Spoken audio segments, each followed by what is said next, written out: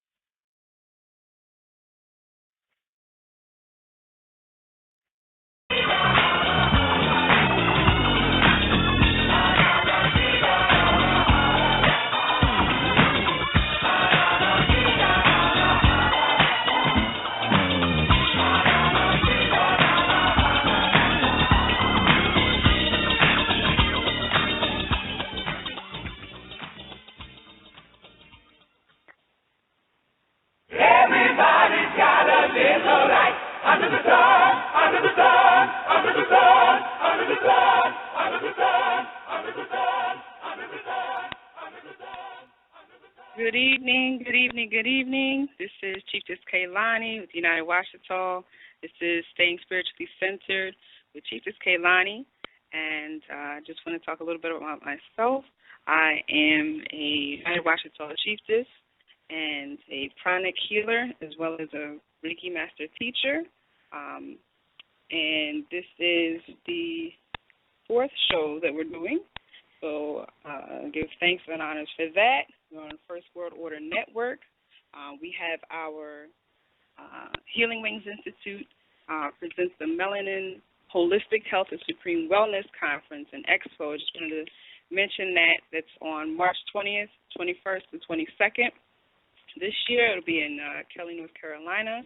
You can go and find out more about what you'll actually be certified in as far as the Reiki and the pranic healing, the Tai Chi and Qigong.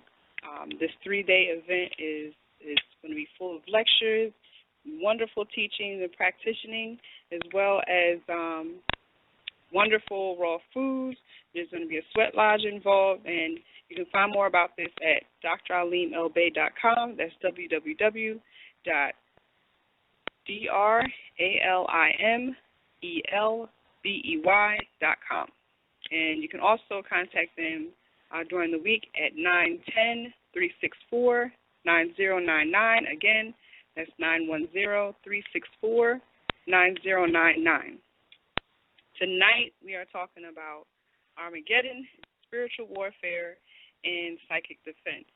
Again, Armageddon, spiritual warfare, and psychic defense. These are very heavy topics, and we want to make sure that we approach this with the proper mindset of being spiritually centered. We're not going to take on a defeatist mode throughout this entire. I will be presenting ideas about how to defend yourself spiritually from different psychic attacks. So just, pay attention. And if you're calling in, the number is 626. If you'd like to call in, it's 626-414-3535. Press 1 to speak with your host or to ask a question or make a comment. So let's get right into this. We're talking about the first aspect of this is Armageddon. How are we defining this for this discussion? Armageddon, by definition, is the final scene of the battle between the forces of good and evil before the day of judgment. Again, by definition, the working definition we're using for this discussion is the final scene, the battle between good and evil before the day of judgment. So I want to talk about the signs of the times we're in. As far as this being known as the Age of Vice, in Hinduism known as the Kali Yuga. This is the last of the 4 stages that the world goes through as part of the cycle of yugas described in the Sanskrit scriptures within the present Maha Yuga, which is approximately about 12,000 years long. This is basically considered to be the apocalypse, in which the Kali of Kali Yuga means strife, discord, quarrel, or contention. Strife, discord, quarrel, or contention. The Hindus believe that human civilization degenerates spiritually during the Kali Yuga, which is also referred to as the Dark Age, because while we're in this, people are traveling as far as possible away from God. So, Kali Yuga, Armageddon, Age of Vice, Dark Age, all the same thing. And some of the things that are prophesied about during the Kali Yuga to let us know when and where we are spiritually as human beings in this world is that rulers will become unreasonable. They will levy taxes unfairly. This has already been foretold. Rulers will no longer see it as their duty to promote spirituality or to protect their subjects. They will become a danger to the world. Instead of servicing us all, it actually is a time period when the leaders tend to not want to deal with things spiritually because they're being affected by this age of vices just as we all are. Another sign is that people will start migrating and seeking countries where wheat and barley form the staple food source. Another sign prophesies about the Kali Yuga, the age of vice or darkness, or spiritual darkness and ignorance, is essentially that people won't even want to discuss the Most High. They won't want to have any type of discussion about sacredness, divinity, or holiness. And we are seeing that now, where the conversation itself is just shunned. And this is part of what's been prophesied previously, hundreds of years ago, about the Kali Yuga. I had one of my actual spiritual teachers discuss this with me, saying that, the yogis that usually come down and tell the folks they come down from the mountains and tell the people what era we're in. Well, when it came time for the Kali Yuga to be announced, they didn't even want to come down from the mountains. They didn't even want to announce this because they knew that it was about to hit the shan, basically. And with regard to human relationships, Markandeya's discourse says that avarice and wrath will be common. Avarice and wrath will be common. Human beings will openly display animosity towards each other. Avarice and wrath will be common. Avarice, for those of us that don't know, avarice is one of the older biblical terms for extreme greed for wealth or material gain. And we see that right now, where the classes, the middle class, so-called middle class, is slowly disappearing, in which you either have or you do not have. You're a have-not. And metaphysically, we understand that as those who mentally count themselves as those who have versus those who have not. This is all, this is one of the keys here for Armageddon. This is something that you mentally and spiritually participate in. Ignorance of Dharma will occur. What's Dharma? Dharma is the principle of cosmic orders. The principle of cosmic order, where an individual fulfills their duty by observance of custom or law. This is something that folks begin to have ignorance about or don't even care about. There's a lot of reference made to this, being a very cold, cold world. It's not really so much the world, it's the individuals in it that are not providing the warmth to one another that should be and that has existed in previous eras of time. People will have thoughts of murder with no justification, and will see nothing wrong in that. We definitely see that, where the murder rate in the U.S. is one of the worst in the world. There are places still where, you can go and visit, and, maybe once a year there's a murder. These are, places where spirituality and doing goodwill to each other is of high regard. And this is ingrained in the children, and there's more unity and unification. However, this is not what's going on in the West right now. The West is reaping what it has sown. Another sign of human relationships during this Kali Yuga, the age of vice. Lust will be viewed as socially acceptable, and sexual intercourse will be seen as the central requirement of life. Lust will be viewed as socially acceptable, and sexual intercourse will be seen as the central requirement of life. Sin will increase exponentially. Sin will increase exponentially, while virtue will fade and cease to flourish. People will take vows and break them soon after. This is also something specific to the Kali Yuga, where the word, was your bond. Your word was your bond. It wasn't until later times that we actually had to reduce our verbal contracts to written contracts, because the trust that we have in each other as human beings has been broken countless times.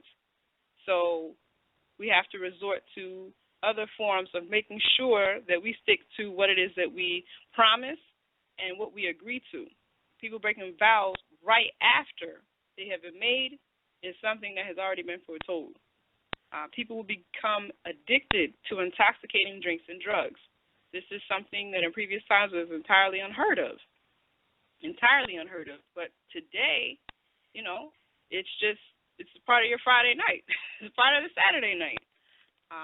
Another sign is starting human relationships during the age of vice. Gurus will no longer be respected, and their students will attempt to injure them.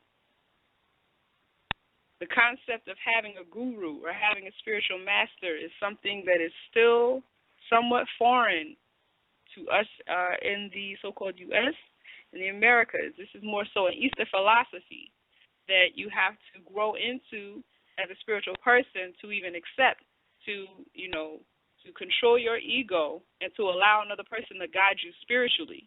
This is something that Westerners seem to have some difficulty with at first, but eventually can manage this to grow spiritually. So again, gurus will no longer be respected, and their students will attempt to injure them, and their teachings will be insulted. Now the Brahmins, according to Hinduism, the Brahmins are the members of the highest Hindu caste, which is the order of the priesthood. It's saying that the orders of the priesthood will not be learned or honored, and we see that today, where those who are highly educated and who have possessed spiritual wealth are not as honored as those who possess maybe the charm of celebrity and financial, exuberance. This is something that is specific, again, to the Kali Yuga. And also the military caste, or those who are supposed to protect society by fighting in wartime and governing in peacetime. The Kshatriyas, the military caste, will not be brave. Courage is something that pure heart tends to have. So during this age of Armageddon, this age of vice, age of spiritual darkness, bravery is something that is very, very rare. We see this now with World Star, where folks would much rather hold up their phones and record, an injustice being done to another human being, instead of taking the form of being, what's going on here. You're violating this person's human rights or their international rights. Instead of that happening, it's a joke. It's an absolute joke. Also, the caste of folks who are the merchants and farmers will not be just in their dealings. This has all been foretold. We're going now into Sheikh Ahmadou Bamba, who is a Senegalese Sufi master and founder of the Mourid Sufi order of Senegal, West Africa. He's also given us tips and advice to let us know that the end is near. The end is near. But this time, he says, the end of time is the worst of all, because the bad acts are so numerous in all of the countries around the world. The diseases and the epidemics have become numerous. Mortalities have become more and more accentuated as well. I saw something the other day that said the U.S. has killed 8 million people. 8 million people since its inception, actually. 8 million people. Millions of people, thousands of people in separate wars, but so far the tab is at 8 million. Continuing on with advice of letting us know what time it is, according to Sheikh Ahmadou Bamba of the Mourid Sufi order. Ignorance will persist in treason, and fidelity will tend to disappear. That is something we can't say that he was wrong about. Last time I checked, the divorce rate within the U.S. was above 50%. So fidelity has a tendency in this era to totally disappear, where folks are slipping and sliding and cheating.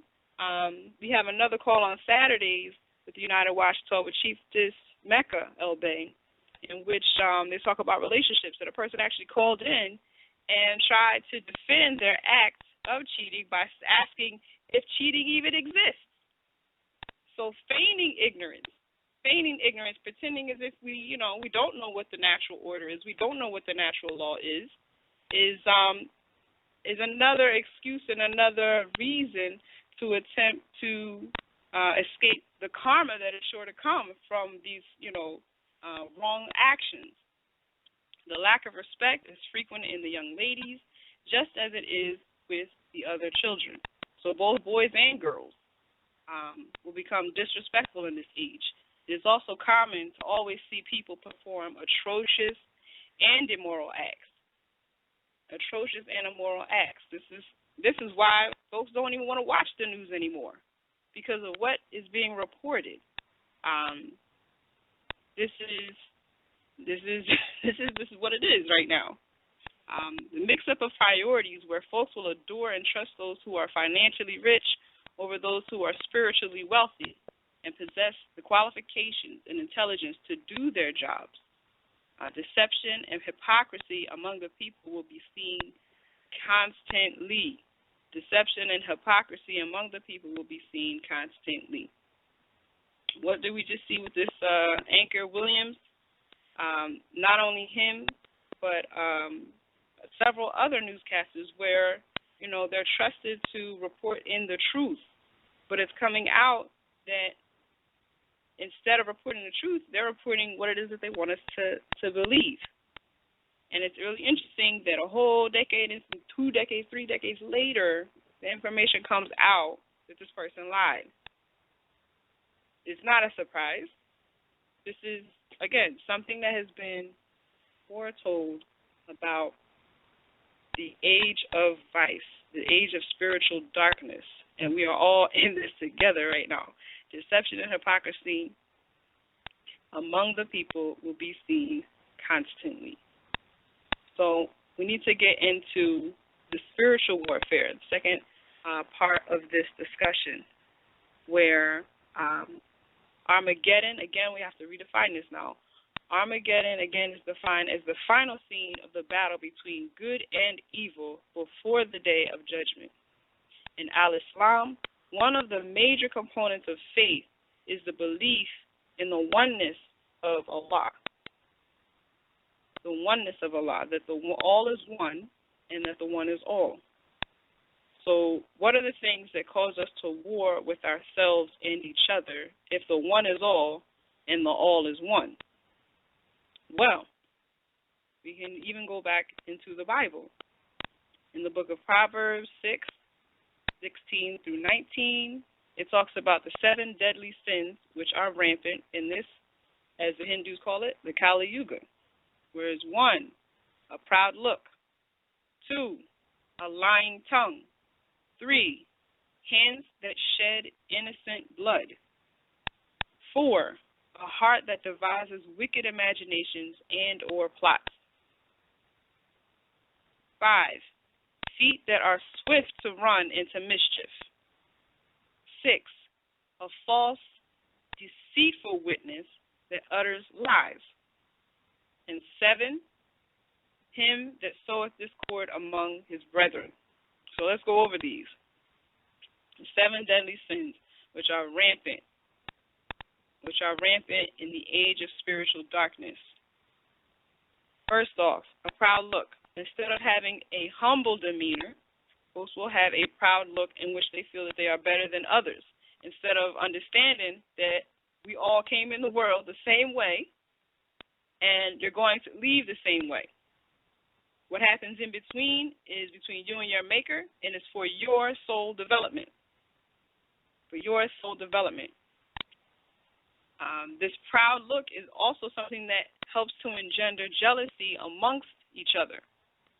Some folks love, at this point, to have haters. To have folks that are jealous of them. Spiritually, this is haughtiness. This is, trying to be the center of attention when the center of attention should be on your spiritual core, not on other people, what they have or what they don't have. Let's go on to a lying tongue. Second of the deadly sins. Instead of dealing justly and honestly with others, folks take on a lying tongue. Now, if you have liars closely associated with you, you need to really reflect on yourself. What is it about you and your aura that is attracting this to you? Birds of a feather flock together. So with this discussion, we need to evaluate ourselves and evaluate those who we are having in our circles, in our tight circles, the folks that we are closest to. Are we dealing justly with others? We cannot complain about, other folks lying to us or on us or about us if we're not dealing justly and honestly with not only that person but everyone that we know. What are we hiding from? Thirdly, hands that shed innocent blood. Again, in the U.S., so-called America, there are murders every day, multiple murders every day. This is a sign of the Kali. The fact that we're even insensitive to that fact, that we just accept it, lets you know you're deep in the Kali Yuga, because watching the news somehow desensitizes you and makes you feel like this is normal, and it may be normal, but it is not something that is okay. It is not something that is okay. Things that are normal during the Kali Yuga, during the age of vice, during the age of spiritual darkness, these things are things that in earlier times, oh my goodness, the person would be banished from the village, burned at the stake, for even thinking or considering these things. This is why the ancient Cometians used to do the 42 laws of Ma'at in the morning to say, I will not kill another. I will not destroy the plowed land, meaning that I will not waste the efforts of my brethren. I'm not going to do that, because that is doing, whatever I do to someone else in the negative is something that I'm actually doing to myself. That is a high spiritual science that you can think on. Fourthly, a heart that devises wicked imaginations and or plots. This is referring to the insincerity of the heart. Again, it's referencing somewhat to a lying tongue, but the heart that devises wicked imaginations and or plots. This is a very insincere, this is really where the wickedness now lives, in the heart. And in order to purify ourselves, to cleanse ourselves, we have to not only look at our actions, but look at our motivations that drive us to do and commit these actions, to work these plots, instead of wanting the best for everyone. Fifth, feet that are swift to run into mischief. This is referring to folks just not adhering to common sense, let alone the wisdom in their words, their actions, and deeds, without considering the karma that they are creating for themselves. This is Spiritually Centered with Chief Liz Kaylani, and I'm talking to you about folks that have no problem running swiftly into mischief, love to chase danger, love to put themselves in trouble, and feel that this is the way to live. This is actually one of the most unhealthy ways to live, because it stresses your adrenal glands. And if you're stressing your adrenal glands, you're stressing your endocrine system, and you're always in a fight or flight mode. This brings stress, not only mentally and emotionally, but physically upon your being. And this is a main feature of this age of vice, the age of spiritual darkness, where you have a high amount of depression, you have a high amount of just mental sickness that isn't even documented. There's mental and spiritual illnesses that don't even have any form of registry on the books. Okay, and this is instead of running swiftly into mischief, you need to run into modes of living that will help to enhance the virtue that you should have. And that is starting to get into the psychic defenses, where instead of committing the deadliest sins and worse, you have to move towards creating virtue within yourselves, cultivating it within your own heart, and committing actions that will help to bring good karma or positive karma or neutral calmness within yourself. So to continue on, false, deceitful witness that uttereth lies. A false, deceitful witness that utters lies. Right now, there's two ways to look at that I can see right now. a false, deceitful witness that utters lies. This is not only the people that can't wait to gossip about what they think they know about you, about what they believe they understand how you rule, but that's on a personal, private level. On a more national scene, in a more national arena, a false, deceitful witness that utters lies. Right now, there are more brothers incarcerated right now than were folks held enslaved in the U.S. in 1850. Without getting into the legalities, because I'm doing a talk about spirituality. However, false, deceitful witness, there is a lot of lying that goes on right now. I mean, we've already hinted about some of it and just already blatantly outright talked about some of it. But the fact that there are more people of African ethnicity incarcerated right now than there was entirely folks enslaved in 1850, that says a lot about the times we're in right now. Held in bondage, held as hostages, prisoners of war. That's just number 7. Him that soweth discord among brethren. The 7th of the deadly sins.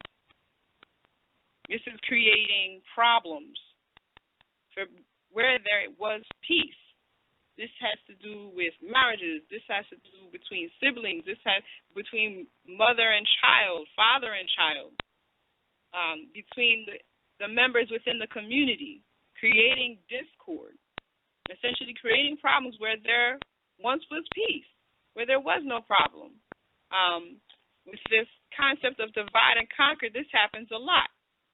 The princess and I talked last week and the week before on a Monday national meeting where it was discussed how mainstream media tries to play the race card more than so-called black people do. More than so-called black people do. Just to sow discord amongst not only the financial classes, upper and lower class, and middle class, if it still exists, if you want to still acknowledge that. Also, someone has their hand up. Also, creating problems within the age groups where you have the elders fighting the younger folks. I mean, and you can see this in any business. You can see, I mean, it's everywhere. It's so prevalent right now. Dealing with spiritual warfare. And dealing with spiritual warfare. Let me take this caller right here. Number 7877, you are now on the line. Hello? Peace. Hi. Peace. Peace. Hi. Peace. Good evening. How are you tonight? Tired, worn out. I've been going through this battle big time the last 3 years, and I don't know, I was hoping maybe you could see something that would help me. All right, what's the issue? Everything you just listed has been going on. As far as with people and and the authorities and finances and just attacking me everywhere. Oh, okay. Yes. Well, I was going to get into that in a little while. Okay. But to summarize it, this is something where we all have to make sure that we are purifying ourselves, because there's something in your aura and your chakras that is actually attracting this. This could be indicative of something in your root chakra, where there's blockages there, where it's attracting people that are reflecting how you feel about yourself. There may be some internal conflicts where pieces of yourself is actually attracting and magnetizing these types of experiences towards you.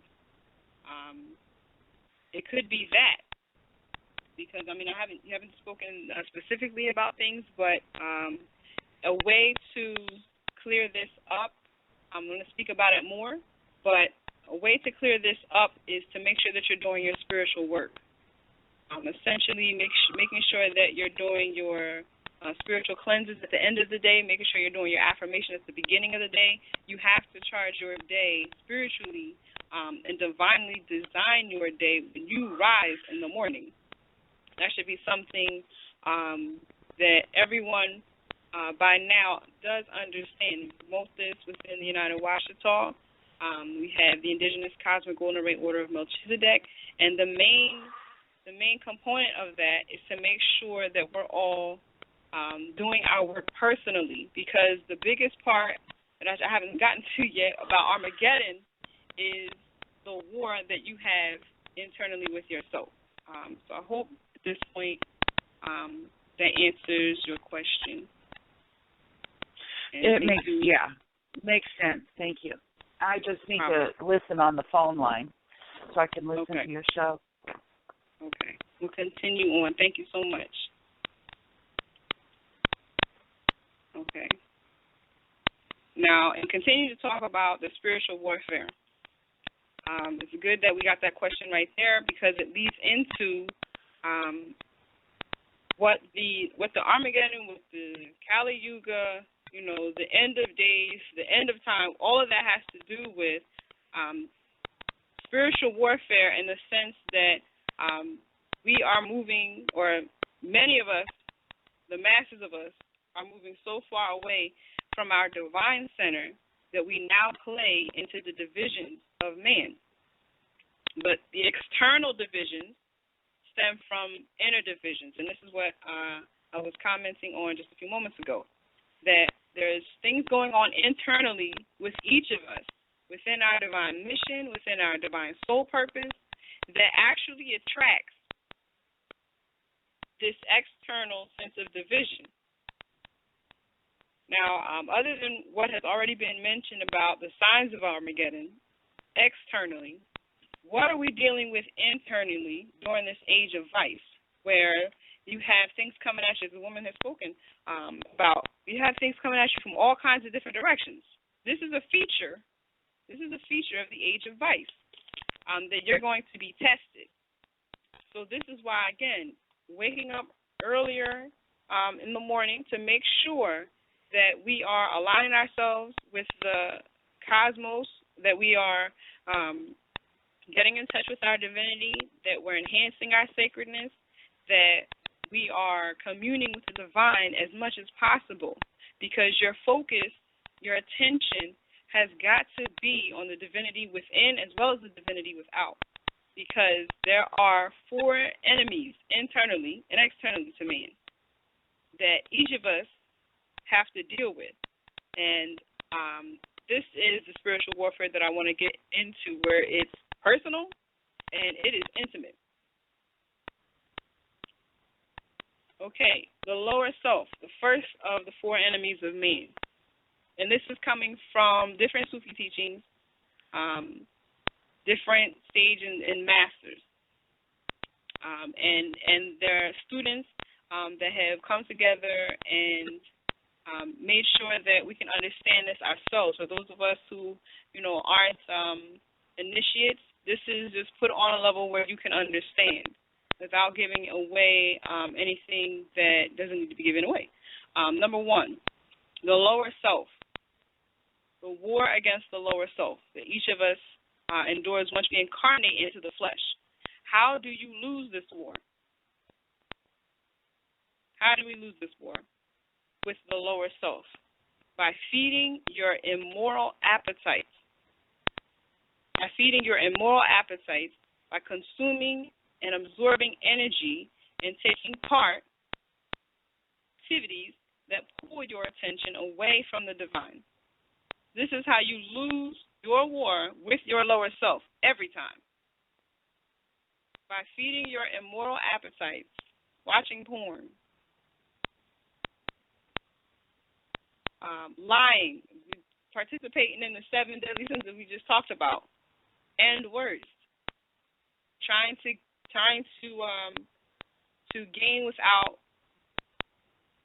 gain without giving, being out of balance, overindulging in activities that appear to be pleasurable but are actually robbing you of your virtue, that is hindering the enhancement of your enlightenment and your sacredness, and actually truly distracting you from manifesting your divine life purpose. That's how you lose the war with the lower self. Now, how do you win your war with the lower self? You have to abandon and restrict your profane desires, essentially. Instead of feeding your immoral appetite and consuming and absorbing negative energy, taking part in negative activities that pull your attention away from the divine, you rise early in the morning. Again, it's very simple. Rise early in the morning. This aspect of it, in the practitionership, you have to begin to do the simple things. You're not going to get into the deeper things of spiritual warfare if we're not doing the basics. Making sure that you're taking time and sacrificing a little bit of sleep in the morning to make sure that you command your cells, your bloodstream, your thoughts in the beginning of your day to work towards you. Spiritual warfare, a big portion of it, as I said earlier today, external divisions stem from inner divisions. So if you rise early in the morning and you haven't honed in and you haven't spoken from your core to the rest and all of yourself and yourselves, how you're going to be productive, how you're going to get from point A to point B. And if you have not invoked the divine at the beginning of your day, expect stress by noon, and expect by the end of the day to feel drained.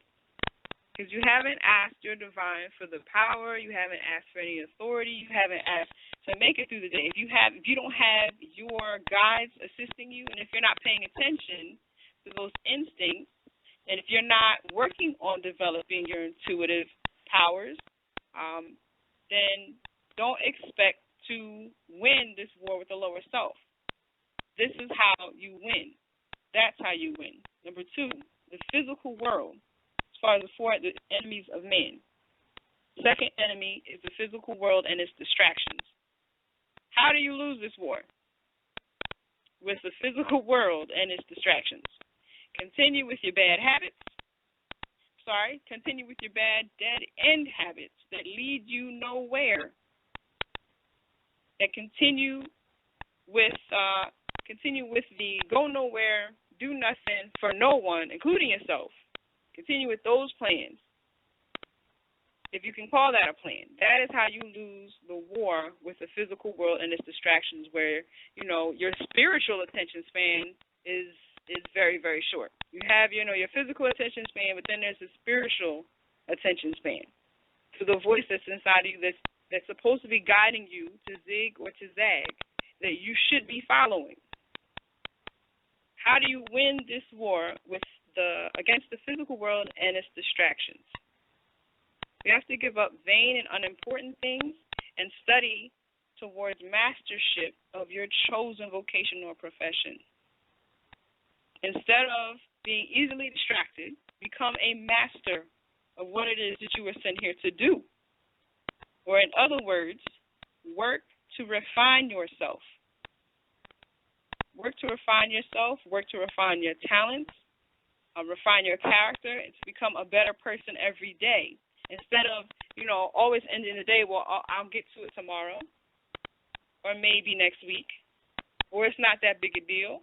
You have to understand, in order to win this spiritual war, you have to do little things every single day. Every single day. Cannot allow yourself to get distracted. You can't allow the things in the physical world to seem more important or more valuable to you than the moment when you have to answer for everything you've ever done, anything you've ever said. Because I'm telling you, when that moment arises, there's no excuses. There's no, I'll get to it tomorrow. Taking your time for granted is a distraction of the physical world. Time can be something that seems like it's elusive. And yes, the world may just keep on spinning, but that doesn't mean that you will be a part of it. So how do we win against the physical world and its distractions? Refinement of our character and dedication and commitment to what it is that we're about. Instead of just being flimsy and walking through life haphazard, not having a plan, and just allowing, our whims to control us. Thirdly, as far as the enemies of man, the internal struggles that we have to deal with simultaneously, obscene passions. Obscene passions. Well, you already know how you're going to lose that war, by partaking in those obscene passions, by entertaining them, by letting your mind and your imagination run wild. That's how you lose that war, by continuously moving forward with the same old thing. How do you win this war? Remove yourself as much as possible from things of no spiritual benefit. This is how you will win that war, with your obscene passions. Give those things up, little by little, until it's completely gone. Some folks have a big struggle with smoking. If you have a problem, identify it, acknowledge it, and move forward. That's the biggest part. Folks want to lie to themselves and pretend like, I'm perfect, and I don't have any issues. And it's not that you have to boast about or, have this pity party every time somebody sees you. The point is that you are constantly working on yourself. You are constantly working on yourself. This is, what happens when you have a guru, when you have someone that is working with you to help you control your lower self and to put that into an alignment with your higher self so that instead of being a divided individual, you are actually unified and you have total access to all of your power. So in dealing with the obscene passions, we must deal with others honestly and truthfully. And the types of crimes that people are committing right now without regard or mercy for the victim or for their own individual selves. The types of crimes that people commit right now says they really don't give a damn at all. Not only about the victim, but about themselves. Because, again, one of the high spiritual lessons that you learn when you practice the esoteric sciences is that the all is one and the one is all. What you do to someone else, you're doing to yourself, which is why they say treat others the way you want to be treated. We have these high and deep concepts that are ancient yet have modern implications.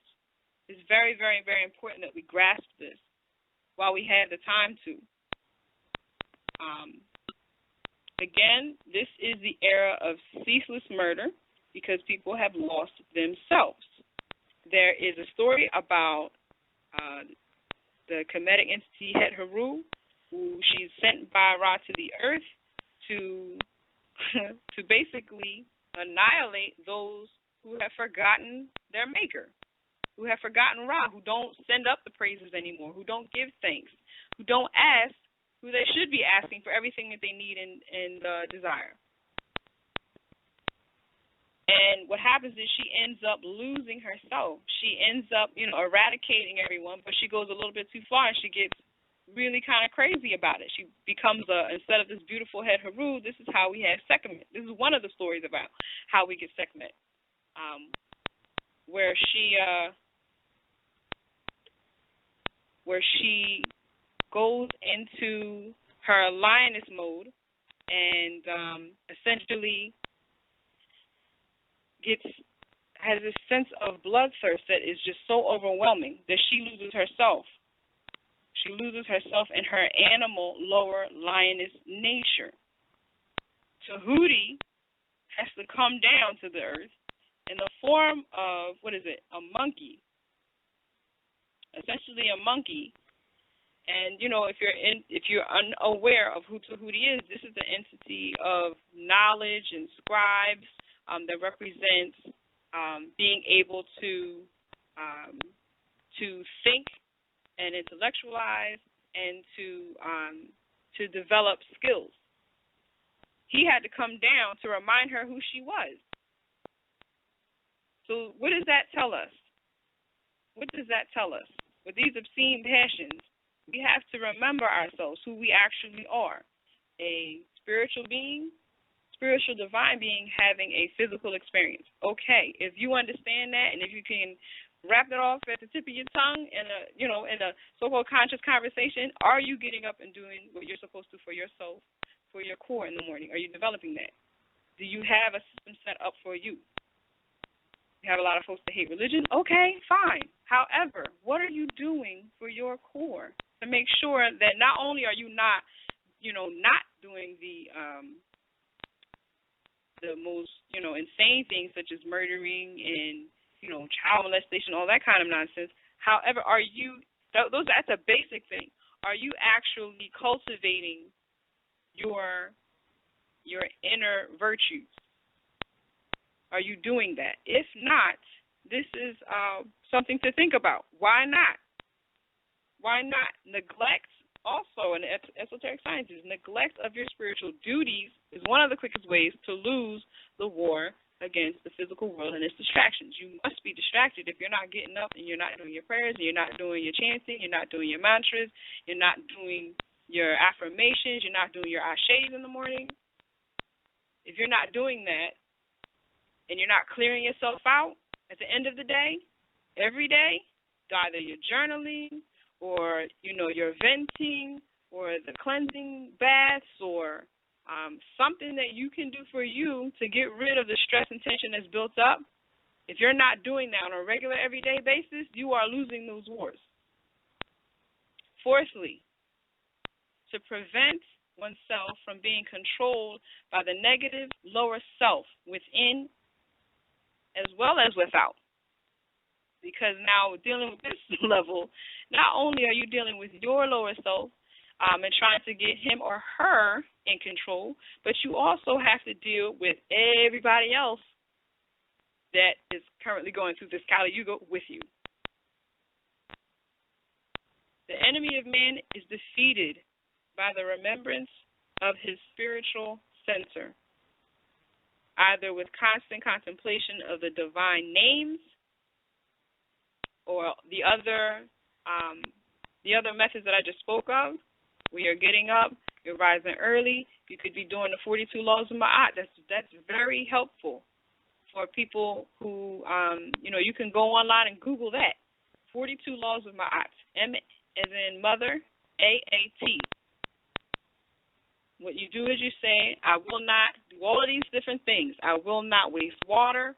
I will not lay waste to plowed land. I will not kill another unjustly. All of these things you say in the beginning of the day, and then at the end of the day, you really just confirm that you kept your word, which is really important, that you can trust yourself enough. And when you say something, that it actually gets done. Okay, we have another caller. Area code 862, and last digit is 6439. We're now live on the air. Peace. Hi. Peace. Good evening. Peace. Okay. Yeah, I said I hit the wrong button. I didn't mean to hit the that button. All right. Thank you very much for your calling in and listening. Okay. All right. I just don't want to make you guys wait. I do not want to make you guys wait because I can lecture. I can really lecture. So to get back into this, I don't want to make you guys wait. If I see that you press the button, I will try to make time to address your concern or your question. Okay, so we're talking about winning these wars against these enemies to man, what we each individually deal with internally as well as externally. We have to increase our vibrations. We have to fill ourselves with light, truth, and love for the most sacred things and protect them. I was talking about earlier when I mentioned about the World Star. I had a neighbor, a young lady. She looked like maybe she was 12. About, what was this, in January, I look out the window, and it's two boys fighting, and she gets her cell phone and starts to record it, yelling, "World Star, World Star, World Star." When I was her age, I was in safety patrol at my school. We didn't, no. That was not, you see a fight, you yell for other people to come and stop the fight. You don't yell, "Look, everybody, just look, this is, and just laugh and giggle about how hateful at least two people are being towards each other by trying to physically attacking one another. But yet again, this is another sign of the Kali Yuga, the age of vice. About a week ago, I was at a Sufi retreat where one of the elders gave a lesson to the sisters in which she said, we're approaching the times where the most pious man, the most pious, the most spiritually centered folks, the ones that even practice, the most pious man is going to see another man raping a woman on the sidewalk. The most pious man is going to see another man rape a woman on the sidewalk and say to this man, "Can you please go over there behind that bush and do that?" All right? These are the times that we're dealing with right now. These are the times that we're dealing with right now. And I know for those of you that watch the news that have been desensitized, this is just normal. This is just normal. But these things are, they're not okay. They're not okay. And to not only avoid getting wrapped up in all the negativity that's going on, we have to, again, increase your vibration. You have to increase your vibration, fill yourself with light and truth and love for the most sacred things and protect them. You cannot sit in your room and meditate away from the world and think that that is all that you need to do. Okay? That's not so. Teach meditation. I teach transcendental meditation. I teach general meditation and I do guided meditation. Okay? One of the things that I make sure that people understand what meditation is for. The practice of meditation is when you may be by yourself, you may be with a group. It depends on what the focus is for your meditation, that particular meditation. What happens is, you have your experiences, you learn about yourself. However, it is important to understand that what meditation is for those who are adepts and that really, truly are trying to become the best version of themselves that they can possibly be, for these people, for those people, you individuals, meditation is for when there's a war going on around you, quite literally, and you have to know what to do. You have to block out all the madness in the world and be able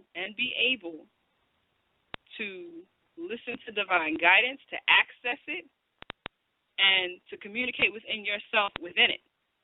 Okay? This is what meditation is for. So this is not something where, anyone can do this. This is not something where you do it once or twice and you don't convert it to something else. You don't convert it to another religion.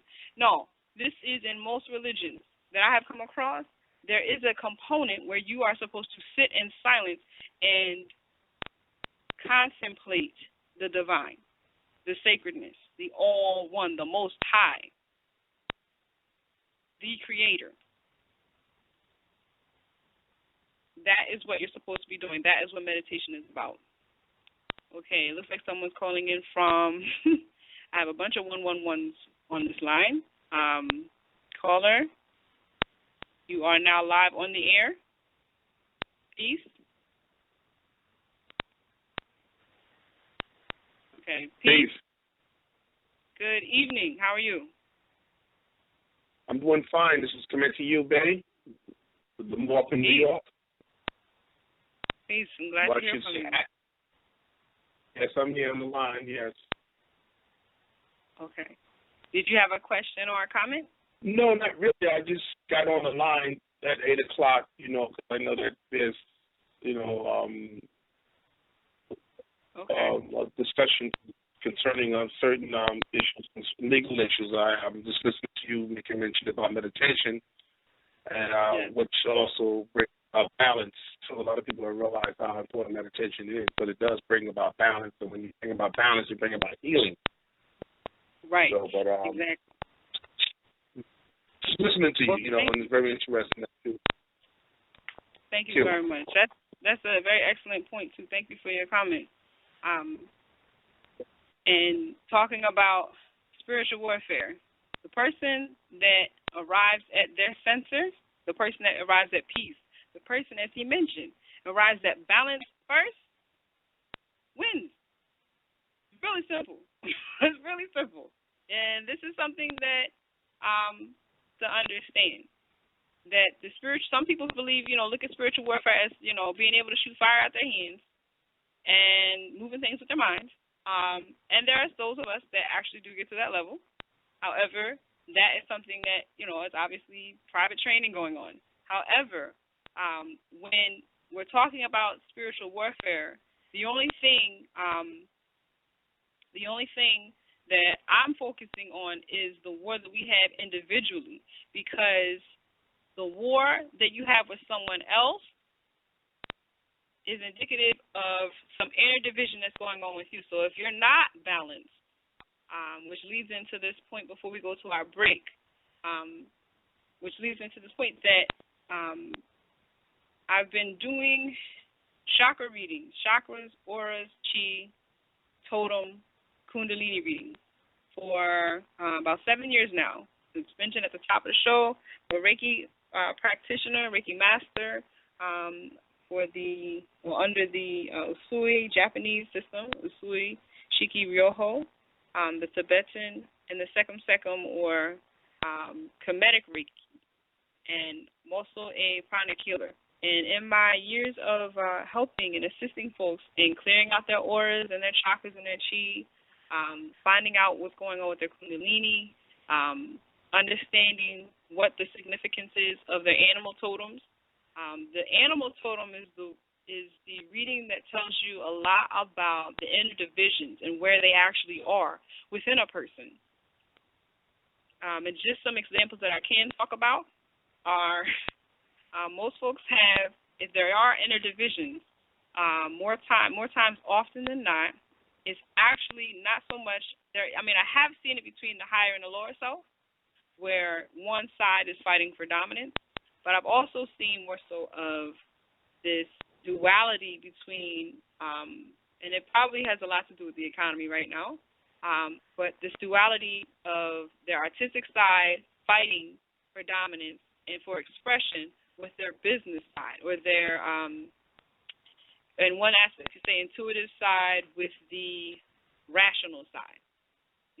The artistic side where, they want to express that divinity that's within them that, was not trained, that might have been honed or refined, like I mentioned earlier, but is more so this aspect of themselves that just is craving to finally, come out after years and years of repression and oppression, versus the side of them that says, yeah, but I got to pay these bills.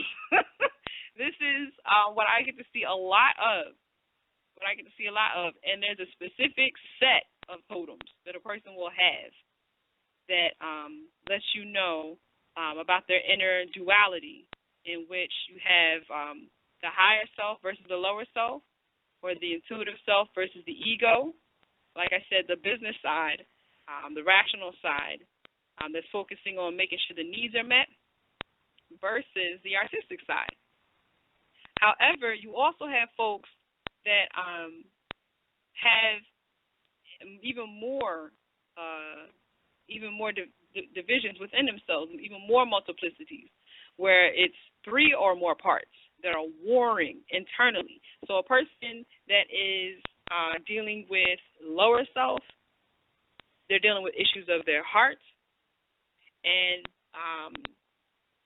usually if you're dealing with the lower self chakras, which would be the solar plexus, the navel, as well as the root chakra, then usually that aspect of the self is warring with what's going on in the heart. It's very, very rare that I'll see someone that actually, usually if you have that type of work going on, the higher senses, at least not all three, are totally developed and functioning properly. Usually, it will be the lower self fighting with the heart chakra, and then there's issues going on with the throat chakra. I'm not going to say, when I say that it's normal, I'm not saying that it's okay or acceptable. It is definitely something that needs to be cleared up. However, that is something that I've seen a lot of. And we're going to take a break at this point. And if you're listening online, you have any questions, this next half I'm going to talk about what it is that you can do as far as your psychic defenses, how to continue to build yourself up. All right, so we're going to take a brief break, and I'll be taking your questions at the other half of this.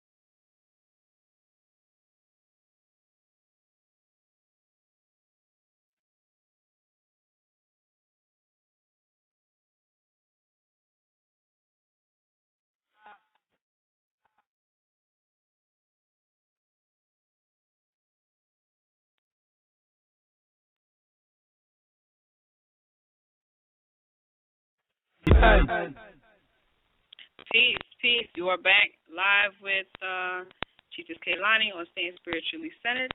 We're talking about Armageddon, spiritual warfare, and psychic defense. You can call in if you're listening online to 626-414-3535, 626-414-3535. If you have a question while I'm discussing the psychic defenses, please press 1 so I can see you in the queue that you have your hand raised. If you'd like to make a question or a comment, or ask a question or make a comment. Okay, so we talked about Armageddon and the spiritual warfare with the enemies of man, with our internal selves, as well as what's going on with those of us that are struggling with dualities, going through the wars of dealing with the lower self. How do we win that? Just to recap, how do we win the war with the lower self? By abandoning and restricting the desires that lead us to nowhere that we want to be. How do we win the war against the physical self? How do we win the war with the physical world and its distractions? Give up vain and unimportant things and study towards the mastership of your chosen vocation or your profession. Refine yourself, refine your talents, refine your character to become a better person every day. Every day. Not just on Sundays or only on Fridays. Every day, in every situation. You have to bring your divine self, your divine sacred self, into each conversation, into every interaction. This is the concept of compartmentalizing your spirituality is not one that is indigenous. That comes from somewhere else. How do you win the war against your obscene passions? How do you win that war? Remove yourself as much as possible from things of no spiritual benefit. Now, I'm not saying you need to sing Kumbaya all day. I'm not saying that, you should attempt to meditate every day for 3 hours. That's not what I'm saying.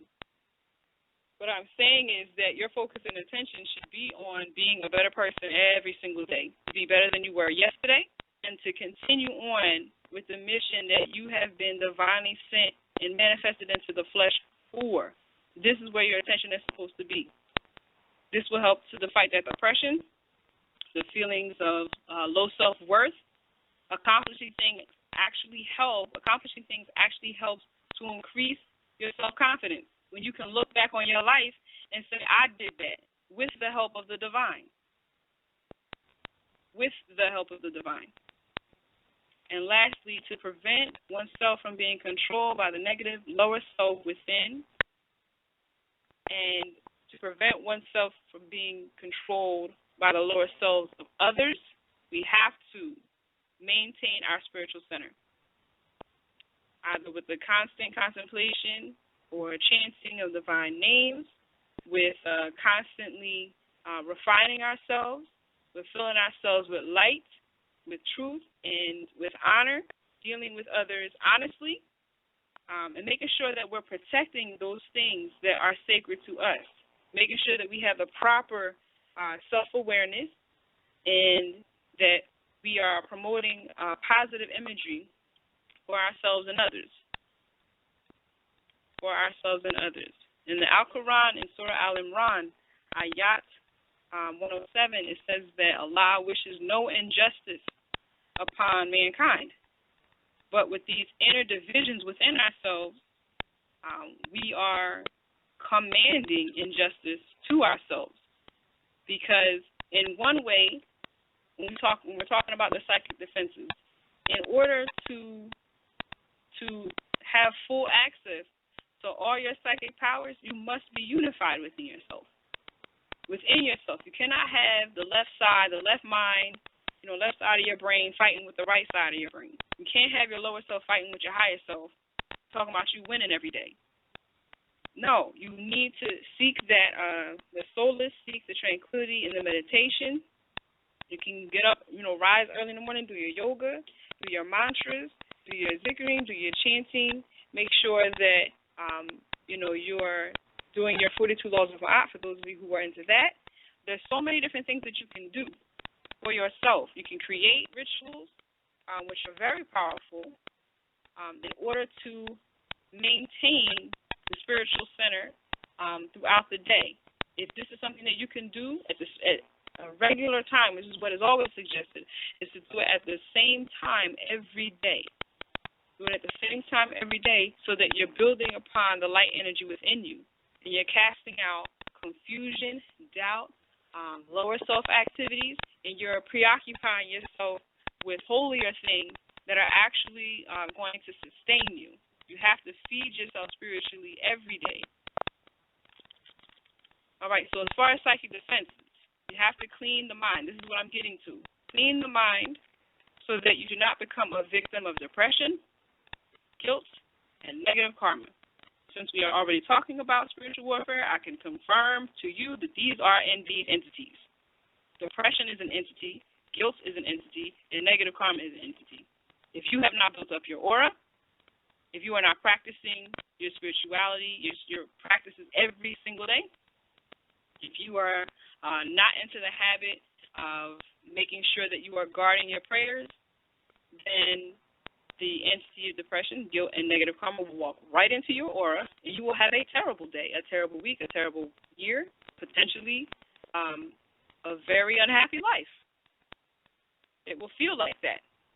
It will feel like that because these are things that will whisper into your ear, into your heart, and if you do not clean yourself, if you do not clean your mind, if you don't clean out your aura, your chakras, your chi, your kundalini, if you're not aware of what your animal totems are, if you don't release the stress and tension that's built up working your 9 to 5 every day, or at least the bare minimum, the beginning and the end of the week, everyone has the Wednesday to hump day. It should be the time when you feel spiritually aligned. There's ways, there's systems that you can get into that will help you to live more spiritually each and every single day, to fill your days with more meaning. This is something that's missing. When you're talking about the ignorance of the age of vices, ignorance and not knowing is high. And what is it that we're not knowing? We're not knowing the divine within ourselves. And what did our ancient ancestors in Kemet tell us? Know thyself, and thou will know the universe and God. You'll know everything that you need to know when the time comes. But you have to first, seek that inner communion with the divine and sacredness that is inherent within us all. Okay, so moving on with psychic defenses. Clean the mind so that you do not become a victim of depression, guilt, and negative karma. 2, prevent, clear, maintain, defend. Prevent, clear, maintain, and defend. These are the 4, whenever I do the Reiki healing sessions or the aura readings especially, being able to tell what's going on in a person's auric field, if there's holes, if there's some type of coldness, or if there's stagnation, if there's a blockage. If there's something there, then it has to be cleansed. The first step in holistic healing, whether it's of the physical body, of your cellular structures, or a specific organ, you must clean it out first. So with this, how do you do this spiritually? The end of your days, today it's already pretty late now. You can journal to express yourself. If you need to communicate things to someone, you could write a letter. There's so many different ways that you can do this to basically transfer the energy from inside yourself, any type of pent-up energy, put that in another receptacle. Because I've seen it countless times where things that are supposed to be communicated to other people, this is a spiritual duty that we have as human beings to one another. Because something that, is on your mind or on your heart to say to someone else may just be a message that the divine is trying to communicate to them through you. So we have to make sure that we're doing our part to each other and, being able to experience this cleanse of, releasing the tension, releasing the burdens, or releasing messages to one another. This is, something that you can experience without having to, sit down in a quiet room in a dark place. This is something that you can do with other folks. Essentially, you must guard your mind from entertaining thoughts that have nothing to do with your progression towards the divine. You must be focused on fulfilling your moral, spiritual, and religious obligations to your Creator, yourself, to your family, to your community, and to your nation. This builds somewhat off of the presentation last week about higher cultural living. The culture that you cultivate, for those of us who are householders that have families, what kind of culture are you teaching to your children? What kind of household are you operating with your mates? Is spiritual, maintaining that spiritual center, is that of importance to you? When you come home, do you bring the stresses of work with you? Are you helping to psychically defend your home? Let alone you, your home, and those in it. Within Sikhism, during the Kali Yuga, it is stressed that one should meditate as much as possible to reach the state of nirvana and be liberated or be one with God. And Guru Granth Sahib said, and this is way back in 1185, it says, "Now the dark age of Kali Yuga has come. Plant the Nam, the name of the one Lord. It is not the season to plant other seeds. Do not wander lost in doubt and delusion." Do not wander lost in doubt and delusion. Lost in doubt and delusion. What is this referring to? This is referring to walking on the straight path. Within the high esoteric sciences, a lot of discussions. If you read Rumi and different esoteric teachings, you know and have heard of the straight path. What is the straight path? What is the straight path? The path in which you live to please your Creator, where you live according to high moral codes and standards and try to go above and beyond what is morally required out of your own personal level of sincerity and not out of the desire to chase blessings. This is very important. We talked about earlier how sincerity is something that is nearly lost in the age of vice, in the age of spiritual darkness. Sincerity, where people take an oath, take a vow, and break it right after. The moment, not just moments, whether they do it mentally, emotionally, internally, or they do it physically soon after. So we're talking about the straight path. In the Tao Te Ching 53, it says, "I will walk on the main road, and my only fear will be of straying from it. Keeping to the main road is easy, but people love to be sidetracked. Some wear gorgeous clothes, carry sharp swords, and indulge themselves with food and drink. They have more possessions than they can use. They are robbers. This is certainly not the way of the Tao." Tao Te Ching 30, "Never take advantage of power. Never take advantage of power. Achieve results, but never glory in them. Achieve results, but never boast. Achieve results, but never be proud.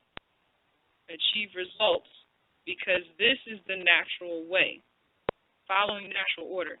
Achieve results, but not through violence. Force is followed by loss of strength. This is not the way of the Tao. That which goes against the Tao comes to an early end. So we have to define what is the Tao. Eastern science. What is the Tao? Tao means natural law. Te means virtue or strength. Natural law, virtue or strength. So again, the greatest enemy that you need to cyclically defend against is the negative invasion of your mental space by yourself. To allow that to happen with negative thoughts, negative self-imagery. Again, Sheikh Ahmadou Bamba, founder of the Moorish Sufi order of Senegal, West Africa, also gave us advice about successful living through the final days, essentially discussing how to stay on the straight path. Be aware of the prohibitions of the divine. So if you're doing the 42 laws of Ma'at, all the things that are there are things that are prohibited, what you should not be doing. What you should not be doing. And this is, if you have to, it's good to know. It's very good to know. Each religion has its own specific laws. And those of us who have our spiritual missions, we have certain allowances that we are able to do and certain liberties that we're able to take. But there are certain laws and certain natural codes which just should never be broken. However, we're in this age of vices where people are involved in the most inhumane and immoral acts. So a lot of this you'll see, but you have to make sure that you're not taking in the negative karma that comes with this. So you must be aware of the prohibitions of the divine. You must make sure that now that you understand what time it is, that you do not victimize your fellow man to punish them for not assisting you voluntarily. There's a lot right now that people are going into, different activities that they voluntarily try to harm and hurt you. This is where, the Christian concept of forgiveness is essential. And this is not even just a Christian concept, but this is something that even, you see Zen masters, whenever they move to attack, it is not out of vengeance. It's out of the need to protect what is sacred and what is divine, to make sure that something that has gone unchecked gets checked. So the forgiveness thing is a factor, but that does not mean that you do not carry out the law. That's not what that means. You are still supposed to carry out the law. You forgive for yourself. Psychic defense. Because remember, again, the Kemetic ancestors, if your heart is heavier than a feather, what does that mean for your spiritual progression? You need to be in balance, as Brother earlier had mentioned. We have to make sure that we honor our marriage contracts. Over 50% of American marriages do not work. We have to make sure that we're not taking the vices and running with them, believing that we will never have to answer for the things that we do. You have to answer right now. If you've heard previous shows, karma these days is not something that you have to wait for death for. It's not that. So how do you defend against the psychic warfare? Making sure that you're not gossiping, because these are all distractions. These are all distractions, and you're trying to win these wars against these internal enemies of man. Do not hang with those who neglect their spiritual duties. Repent your sins as soon as possible. Do not let anger drive you into unholy actions. For those of us who need anger management, who let, always at the drop of a dime, who's ready to cuss somebody out, this is indicating that there is already anger just constantly brewing just below the surface. Below every smile that you send to someone, below every, laugh and giggle, there's a whole lot of anger there that needs to be checked. This is the type of person that needs to meditate, because you need to go into yourself and ask, well, why am I always angry all the daggone time? The sages of old said you need to be calm at all times, because with an angry mind, or with the other end, the very depressed mind, you can't make proper decisions for yourself or others. You can't help anybody, not truly and not sincerely. There's levels of life that you'll never know if you're always walking around angry. Next, we have to regard our prayer time as a sacred act. These are the rituals. As a chiefess, I do want to mention that, Dr. Alim El-Bey talks about the priesthood nations that we had on this side of the water in the Americas, the Aboriginal America. So regarding our prayer time as a sacred act is not something, the spiritual age that we're going into, spiritual time that, this new age, getting involved in metaphysics and being able to understand the divine through this interfaith kind of concept, this is something that our ancestors did. So it's not necessarily that we're doing anything new, it's just that we're getting back into ourselves. We have to realize that it's the divine that sustains our life force. We also must acknowledge that instead of being jealous of others' work, we need to work with our own divine energy and manage our energy accordingly. Jealousy is on the rise. It's one of the sins that is out of pocket and out of control during the age of vices, where everybody gets a couple. That they have. These are challenges. This is another concept that Sheikh Ahmed Bamba suggests to us, that we actually maintain our mindset so that we are not jealous of other folks. If you understand who you are, where you're going, you understand your divine self, why you're so important to the world, why would you be jealous of someone else? You have your own work that you're supposed to be doing. Focus on that. Attach yourself to divine sayings, to some type of divine practice, some type of sacred practice that's good for you. Some of us that have the Native American ancestors, there are communal things that we should be involved with. That we're, when you can, get involved with other folks. And the prayer circles, the princess was talking last week and the week before about the prayer group that went to D.C., told I think it was the police commissioner, that they were in the practice of meditation, and they guaranteed that if they were allowed to meditate at the same time every day, 5 minutes even, during the summer, that they could cut crime by 6%. They ended up doing it, despite the police chiefs just laughing, and you say, the only way that you're going to drop crime by even 6% is if you drop 14 feet of snow outside. That is the only way that you're going to cut crime by 6%. Do you know that these people, with their meditation, the power of it, 5 minutes a day, every day, together, they cut crime by over 30%? That's the power of using your spirituality together for yourself and for others. They dropped it by that much. And guess what happened? Over 30%. They dropped the crime rate over the summer. Guess what happened? The program was cut. We chalk that up to the age of vices. Why would you cut a program that actually is helping to cut the crime rate? That's making the place safer for everybody. But here we are. So this is why it's incumbent upon each of us as individuals to make sure that our minds are sacred grounds for sacred thought, for holy and divine actions to be demonstrated through not only our solar plexus but also our throat chakras, that we're manifesting and we're speaking light energy into our homes, into each other, out and about, and making sure that we're actually manifesting what we're here to do. Because if you are not manifesting what you are supposed to be doing within your lifetime, it's setting the whole world into disorder. This is how important each of us are.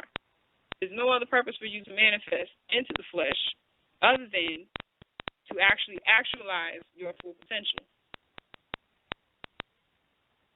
We have to make sure that we're tending to those who can't tend to themselves, the sick, the elderly, and the needy. And we also must maintain a high standard in our thoughts, in our speech, in our activities, in our partnerships, and our deeds. Wishing the best for people. This is so important. Not laughing, not joking, and not mocking others, and feeling wonderful about someone else losing out on something. These are the basic things. These are the basic things about psychic defense, even if it's someone you consider to be an enemy. These are the basics. We must not expose the defects of others, and be courageous in doing so. Not to expose the defects of others. To express your best character when dealing with others and not trying to start fights and not insulting people. This is something else that in the Kali Yuga, it's just normal to see people go at it left and right. But if you want good among you, you must do good between you. This is the advice of Sheikh Ahmed Bamba. If you want only good among you, then you should make only good between you. Recognize your bad acts and repent from them before it is too late and the time does not arrive for you to escape the punishment. This is serious. This is serious. You know, in earlier times, this was no joke. This was, you know, highly respected information. This was something that, you know, folks had to travel very far for, had to study, you know, kneeling for days and days and months and months and months, and had to go through lots of physical anguish just to get this information. But now, the way that things are, you have to make it available to everybody, because not everybody's going to listen. Not everybody wants to hear it. And not even everyone that's going to hear it is going to develop it. So in order to ascend, make sure that this information is not falling upon deaf ears. Try to put some of these things into practice. It's not, I mean, it's very, very simple. It's very, very simple advice. However, tomorrow, some of us are going to forget more than half of this and go right back to the old ways that we had previously been doing. And saying, well, you know, everyone's doing it. Everyone's doing it. It's not that big a deal, and this is not. It's very, very serious. The things that we see going on today that we consider to be normal are things that we've been desensitized to just accept. But a lot of the things that are happening right now are, again, distractions from what it is that you're supposed to be doing. You need to recognize your bad acts and repent from them before it is too late and the time does not arrive for you to escape punishment. Accept challenges that are predestined to you and thank the Most High for the favors which are granted to you. Again, what is the concept in the Bible? The Lord doesn't give you anything that you cannot handle. So that means even your most difficult challenge that you're facing right now, you've already been gifted with the tools to overcome that, to move through it, and to be successful. It's just that you have to gather your internal strength, believe in yourself, and have confidence. You want to talk about psychic defense. I mean, the things that I see as the person that reads auras and chakras, I have a video about that on YouTube where the chakras that are the most damaged that I have seen on average, the top chakra that is the most damaged that you can almost guarantee it, 9 times out of 10 is the root chakra. What does the root chakra govern? Self-esteem, self-confidence, self-worth, your value system, making sure that your needs are met, all of those things. When is it developed? I've said this before. Between conception and the first 7 years of life. This governs how you look at yourself, how you'll let others affect you, and if you had a traumatic experience or several traumatic experiences during that time frame, this will affect the rest of your life. Unless you do the spiritual work that is required to cleanse, detox, and to remove that energy. You know, I see a lot of women in their 40s and 50s that have issues from, you know, previous marriages, from things, and the men from usually the teenage years that are the most damaging. These are the things that make, you know, the defending yourself psychically. This is why I'm only talking about, you know, discussing the basic things, because due to the damage that has gone on in most of your root chakras, as well as your navel chakras, with the relationships, issues of intimacy, that is what makes the concept of making sure that you're finding yourself valuable enough to just rise a little bit earlier in the morning and to make sure that you cleanse yourself at the end of the day. Making sure that you see that and the value of that for yourself. For yourself. You know, I'm not getting paid to do these shows. I'm not getting paid to do these shows. I really want you all to have this information because it's essential. It's essential. We're supposed to be moving into these ages together, and the more people that are centered within themselves,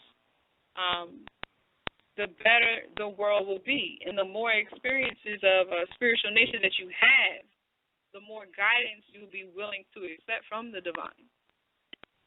This is of the utmost importance that you understand yourself. Know thyself, and thou will know the universe and God. So accepting the challenges that are predestined to you. You have a soul progression from previous lives that is right in alignment with this life. You have certain things that you have to work through. Why were you born in this time, in this era, in this day, in this age, in this continent, in this country, in that state that you were born in? Why? There are reasons for that that you probably do not remember. Most folks do not remember previous lives. Then you do have folks that are advanced and can jog, have their memory jog for themselves and, have come in with their spiritual family and are working towards peace for each other. It's important that we avoid jealousy, hatred, mockery, vanity, ignorance, avarice, and mockery remarks. Avoid jealousy, hatred, mockery, vanity, ignorance, avarice, and mockery remarks. I will explain this. Well, rather, we'll have Prophet Noble Drew Ali explain this. Prophet Noble Drew Ali, chapter 30, in the holy instruction from the Prophet as far as the social duties. He says, it is thy duty to be a friend to mankind. It is thy interest that man should be friendly to thee. And this is going towards hatred, we just mentioned. You're supposed to be friendly towards each other. A benevolent man produces good works. He enjoys the ease and tranquility of his own breast. He rejoices in the happiness and prosperity of his neighbor. Instead of being jealous, he opens not his ear unto slander or mockery. The faults and the failings of men give a pain to his heart. Meaning that he's not happy to hear others having trouble. His desire is to do good, and he researches out the occasions thereof. Meaning, what I talked about earlier in refinement, in study, instead of just being distracted constantly by the television, by, the music that is no longer healthy for us, by being distracted by all the ridiculously unhealthy desserts and things that are out there, the foods that are not food. Just saw the other day, McDonald's has human food, Burger King has horse food. It's selling horse as meat. McDonald's is selling human meat. It's absolutely, this is the Kali Yuga. People just don't care. But you have to be very concerned about your spiritual well-being. To continue, his desire is to do good, and he researches out the occasions thereof. In removing the oppression of another, he relieves himself. This is talking about vanity. Instead of being ridiculously over-involved with yourself, express concern for others and make moves to assist them to meet their needs. From the largeness of his mind, ignorance is what that's dealing with. If you have a large mind, in this sense, you're talking about an intelligent person, and that their thoughts are big and grand. From the largeness of his mind, he comprehends in his wishes the happiness of all men. So this is going directly to spiritual warfare, going directly against avarice, which is extreme greed for wealth or material gain, where instead you comprehend the wishes, your wishes for other men and women to be happy. You really want that. And from the generosity of his heart, he endeavors to promote it instead of mocking people all the time. instead of mocking people all the time. We have just a couple minutes left. Are there any questions or any comments that you'd like to make before we wrap up? I tried to get as many points as I could. If you have any questions and you have called into the line, please press 1. If you have any questions, a lot of callers. Okay. All right, so we have area code 731-0011. You are live on the air. Peace. Greetings. Greetings. I am Peace. How are Dr. you? Emma Farah. Yes, ma'am. I'm great. I'm loving your show. I am so thankful that I found you tonight. And I will be listening and I'm following you. And I thank you so much for the information. I'm going to listen to the show again because you're on point. And thank you for all that you do for the people. It's beautiful, sister. I can't even express it. I'm so full. Wow. Thank you. Thank you so much for Yes, tuning in and ma'am. listening. My pleasure. Thank you. Good night. Okay. Good to know and helping you in, realizing how important it is to walk the straight path, regardless of your denomination or what specific religion you're affiliated with. I've talked about quite a bit tonight, and each of them have very valuable information. It has very valuable information. And spiritual masters, high spiritual masters, can use any holy book to reconnect themselves to the divine. Any book, any experience. And this is, when you talk about spiritual warfare, when you're talking about spiritual warfare, you as a developing master, the mastership of yourself, must develop the ability to use good and bad, positive and negative experiences to drive you right back to where you're supposed to be. Nothing should take you off of your center. This is, if you remember nothing else as far as psychic defense, the practices that you're doing or that you will begin to do, this is what's going to help you stay centered throughout your week because you have to do it constantly.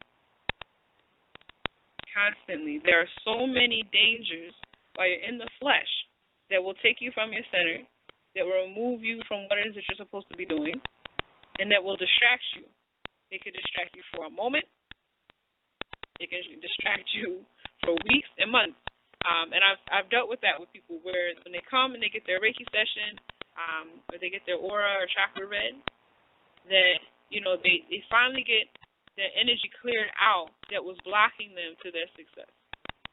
Or now they can think more clearly because the energy that was conflicting, the energy that was diverting their chi and putting energy where it wasn't supposed to be, or, the feeling tiredness or the different confirmations that the divine was trying to send to them, finally it clicks. These are different techniques that you can do every day, that things that you can experience, and we must make sure that we understand that. If you're tuning in to this show, then you probably may have already developed some intuitive abilities. But make sure that you're continuously focusing on the light to enhance those abilities. Lastly, from Sheikh Ahmed Bamba, it says, always foster clean and healthy relationships among friends. Foster clean and healthy relationships among friends. Do not filth up your relationships with sinful activities, with backbiting, with, trying to ruin a person's relationships with other people. This is how you're bringing negative karma to you. Trouble, you have to understand, does not just come out of nowhere. There's something in your energy field that is attracting it because you need the lesson. Always be good to your friends and respect your parents for the duration of your life. That's the last tip for living through these difficult times from Sheikh Ahmed Bamba. And if there are no further questions, then we'll wrap the show up. Again, in Chiefess Kaylani, you can go to yabazagardens.com to find out more about the readings and the products and services section. And there's a video as far as about the readings, as well as brochure that you can download for free. There's information about the United Washita and the Etheric Thunder Tribe, which I am the chiefess of. The Healing Wings Institute. Well, the Yabazin Gardens is www.yab, as in brother, UZAGARDENS.com. Yabazin Gardens, YABUZAGARDENS.com. You can also find out more at 931-682-6878. The phone number to reach the business line is 931-682-6878.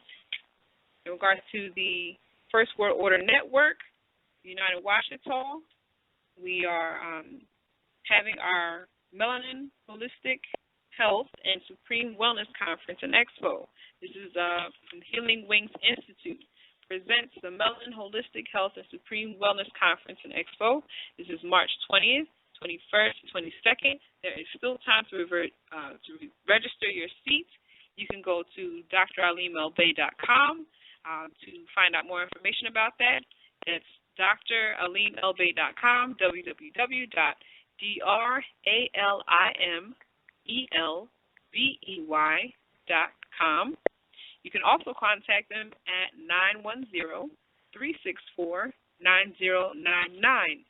Especially if you listen to this particular show, it would be good to learn how to hone in your abilities, your intuitive, psychic defenses, and also how to grow spiritually. We will be doing the Indigenous Cosmic Golden Ray Order of Melchizedek initiations at that time. This is our spring equinox celebration, this Melanin Holistic Health and Supreme Wellness Conference and Expo. There will be lectures. I think this year we're doing the Sweat Lodge as well. I know last year the princess made lots of raw food. It was just delicious and helps if you're also continuing in learning more and more about how to remain spiritually centered, making sure that you're consuming the right physical foods for you is definitely a part of the ritual of making sure that we are tending to ourselves daily. Okay? And again, I'm Chiefess Kaylani. You can find out more about me at www.yabazagardens.com, YABUZAGARDENS.com. You can contact me at 931-682-6878, 931-682-6878. And I want to thank you all for tuning in tonight. Thank you for your questions and for your comments. That you can download this and also share it.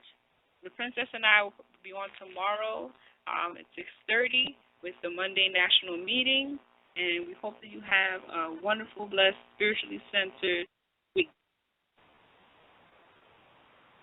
Peace, blessings, go out for my